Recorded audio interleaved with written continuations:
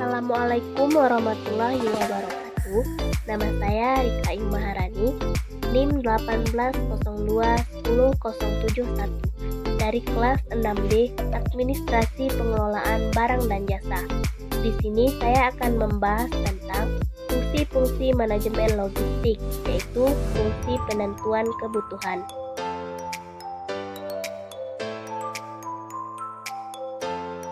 Manajemen logistik. Manajemen menitikberatkan pada cara untuk mengelola barang melalui tindakan-tindakan perencanaan dan penentuan kebutuhan, pengadaan, penyimpanan, pemeliharaan, dan penghapusan untuk mencapai tujuan yang telah ditetapkan. Logistik merupakan ilmu pengetahuan atau seni serta proses mengenai perencanaan dan penentuan kebutuhan, pengadaan, penyimpanan, penyaluran, dan pemeliharaan serta penghapusan material-material atau alat-alat.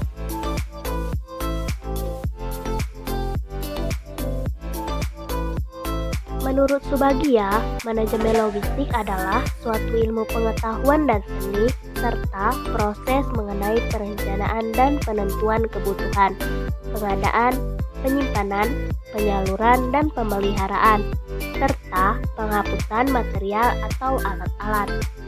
Sehingga manajemen logistik mampu menjawab bagaimana cara mencapai tujuan dengan ketersediaan bahan logistik setiap saat bila dibutuhkan dan dipergunakan secara efisien dan efektif. Manajemen logistik merupakan bagian dari proses supply chain yang berfungsi untuk merencanakan, melaksanakan, dan mengendalikan keefisienan dan keefektifan penyimpanan dan aliran barang, pelayanan dan informasi terkait dari titik permulaan, point of origin, hingga titik konsumsi, point of consumption, dalam tujuan untuk memenuhi kebutuhan para pelanggan.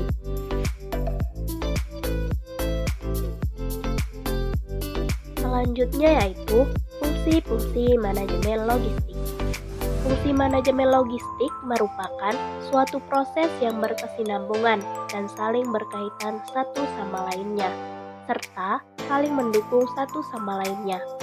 Fungsi manajemen logistik menurut Subagio terdiri dari fungsi perencanaan dan penentuan kebutuhan, fungsi penganggaran, fungsi pengadaan, fungsi penyimpanan dan penyaluran, fungsi pemeliharaan, fungsi penghapusan, dan fungsi pengendalian.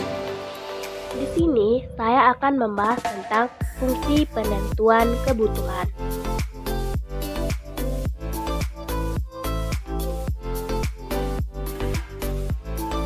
Penentuan kebutuhan logistik merupakan bagian kegiatan pengadaan logistik yang cukup krusial dan strategis karena kegiatan ini sangat menentukan tingkat efektivitas kerja setiap unit kerja yang ada dalam organisasi. Penentuan kebutuhan logistik adalah segala kegiatan dan usaha untuk merumuskan perincian dari fungsi perencanaan dan merupakan dasar serta pedoman dalam melakukan suatu tindakan tertentu di bidang kebutuhan peralatan dan perlengkapan. Penentuan kebutuhan merupakan perincian dari fungsi perencanaan, bila mana perlu semua faktor yang mempengaruhi penentuan kebutuhan harus diperhitungkan. Bila terjadi kesalahan dalam penentuan kebutuhan logistik, akan mempengaruhi kinerja organisasi secara keseluruhan. Kesalahan perencanaan ini juga dapat mengakibatkan pemborosan keuangan organisasi.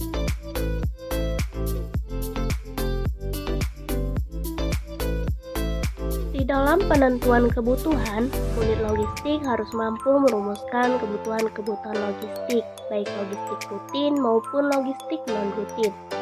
Logistik rutin umumnya adalah barang-barang yang digunakan sehari-hari oleh unit kerja dan telah digunakan dalam waktu yang lama. Karena itu, dalam menentukan barang-barang logistik yang rutin, logistik tidak mengalami kesulitan lagi, Lain halnya untuk barang-barang logistik yang sifatnya non-rutin. Unit logistik harus mampu melakukan penilaian-penilaian secara baik sebelum memutuskan mengadakan barang-barang logistik tersebut.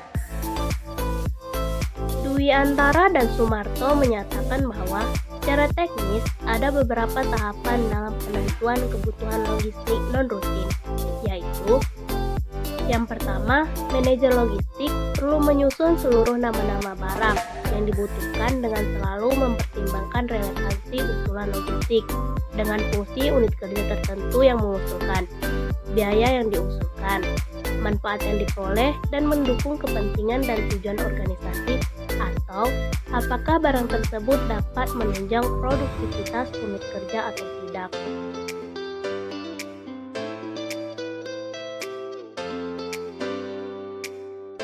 Yang kedua, menyusun daftar-daftar nama barang tersebut berdasarkan urutan prioritasnya, yaitu mutlak, penting, dan perlu. Mutlak artinya bahwa kebutuhan barang tersebut sangat mendesak dan harus segera diadakan. Penting artinya barang tersebut sifatnya mendesak, tetapi dapat ditunda untuk waktu yang tidak terlalu lama.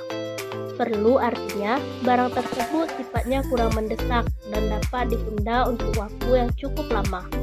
Sifat-sifat barang ini mutlak, penting, dan perlu. Ini sifatnya relatif. Artinya, bisa saja barang yang sebelumnya bersifat perlu karena situasi dan kondisi yang berubah, maka menjadi mutlak. Dan sebaliknya, barang yang tadinya bersifat mutlak bisa saja berubah menjadi penting atau perlu saja. Yang ketiga, menetapkan secara pasti barang-barang yang akan diadakan sesuai dengan prioritasnya dan menuangkannya dalam daftar nama barang yang akan diadakan.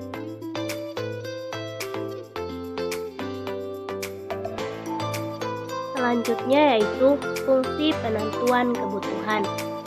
Yang pertama, menetapkan sasaran bidang perlengkapan material berdasarkan tujuan yang telah ditetapkan sebelumnya. Yang kedua, meletakkan landasan atau pedoman penyelenggaraan bidang perlengkapan. Yang ketiga, sebagai dasar pengukuran dalam menyelenggarakan kegiatan di bidang perlengkapan, baik dalam skala fisik maupun dalam skala mata uang.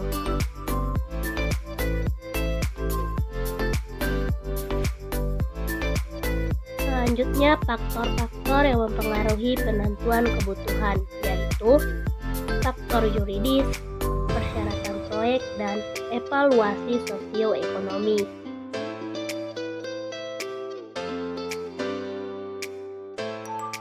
Faktor yuridis. Pada dasarnya, faktor ini meliputi tentang peraturan-peraturan dan ketentuan-ketentuan serta batasan-batasan terhadap keamanan, desain, penyediaan barang, pengadaan, dan sebagainya. Kemudian, prosedur dan persyaratan dana-dana yang digunakan. Faktor yang kedua yaitu persyaratan-persyaratan proyek. Faktor ini meliputi tujuan proyek, objektif, proyek dalam waktu tertentu, yaitu operasional dan administratif. Kemudian kondisi lokasi, yaitu keadaan medan, tanah, cuaca, geografis, dan demografis. Selanjutnya, transportasi atau perhubungan, yaitu kondisi angkutan, perhubungan darat, laut, udara, serta pelabuhan. Faktor ketiga yaitu evaluasi sosioekonomi. Proses penentuan kebutuhan menurut pemikiran yang luas dan mendalam, terutama dalam hal evaluasi untuk meningkatkan jenis-jenis teknologi yang akan digunakan dan dievaluasi pengaruhnya terhadap kehidupan sosial ekonomi masyarakat. Dengan mempertimbangkan aspek-aspek budaya dan faktor-faktor sosioekonomi, diharapkan akan terjadi pemilihan dan penentuan teknologi tepat guna. Artinya, teknologi yang dipakai mampu mengatasi suatu problem tertentu atau beberapa problem yang dihadapi.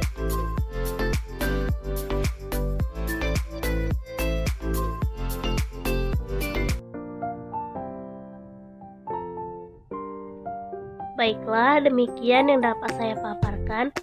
Saya akhiri. Wassalamualaikum warahmatullahi wabarakatuh.